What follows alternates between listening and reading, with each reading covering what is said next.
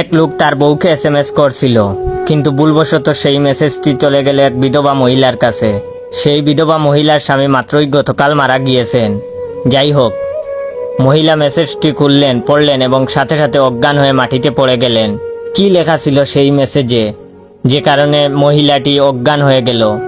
মেসেজে লেখা ছিল যে, আমার প্রিয় বউ, আমি ঠিকঠাক মতোই পৌঁছেছি। আমি জানি তুমি আমার কাছ থেকে মেসেজ আশা করনি। এখানেও আজকাল মোবাইল ফোন এসে পড়েছে। আমি আসার সাথে সাথে তারা আমাকে একটি মোবাইল ফোন গিফট করেছে। সেই মোবাইল থেকেই আমি তোমাকে মেসেজ পাঠালাম। তুমি জেনে আরো খুশি হবে যে তারা সবাই এখন তোমার জন্য অপেক্ষা করছে।